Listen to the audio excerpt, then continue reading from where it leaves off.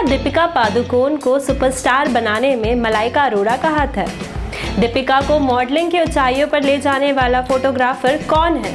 Hello दोस्तों, तो स्वागत है एक बार फिर आपका हमारे चैनल ट्रिपल पर, जहां आज हम लाए हैं कहानी दीपिका पादुकोण की।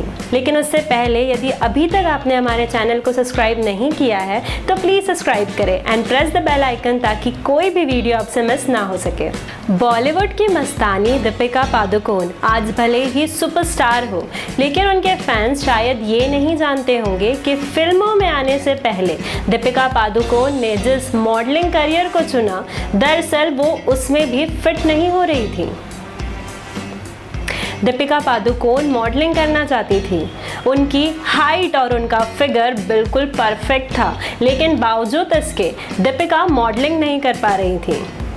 मौके पूरे मिले, लेकिन कैमरा के सामने पोज कैसे देना चाहिए ये उन्हें आता ही नहीं था।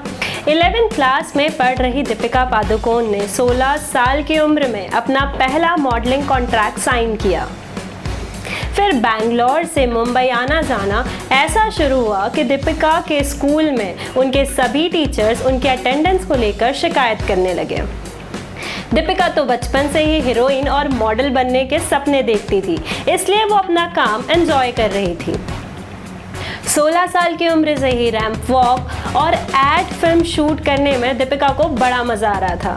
दीपिका पादुकोण ने किसी तरह काम के साथ साथ बड़ी मुश्किल से अपनी स्कूल की पढ़ाई भी ख़त्म की और उसके बाद ग्रेजुएशन के लिए दीपिका ने इंदिरा गांधी ओपन यूनिवर्सिटी में एडमिशन भी लिया।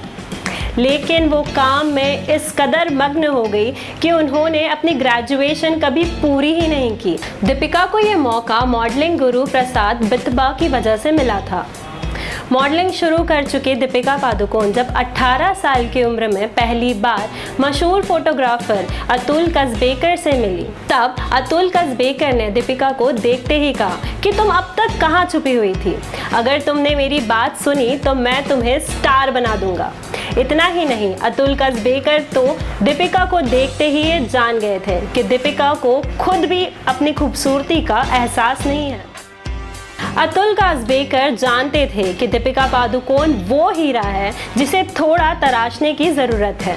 उन्होंने दीपिका से कहा कि वो मलाइका अरोड़ा के साथ फ़ोटो शूट करने वाले हैं। मलाइका से बेहतर कैमरा और कोई नहीं समझता, इसलिए मैं चाहता हूँ कि जब मैं फ़ोटो शूट करूँ तो तुम बैठकर मलाइका को देखना और उनसे सीखने की कोशिश करना।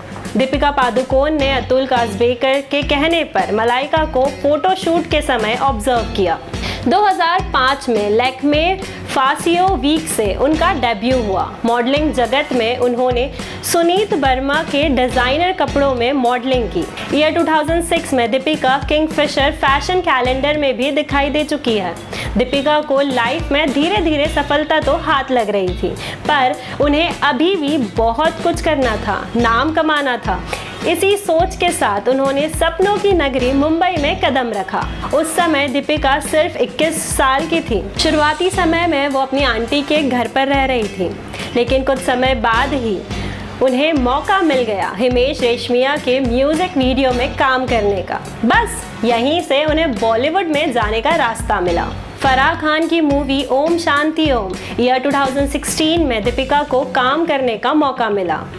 फराह खान उस समय एक नए चेहरे की तलाश में थी जो कि उनकी फिल्म में एक्ट्रेस का किरदार करे।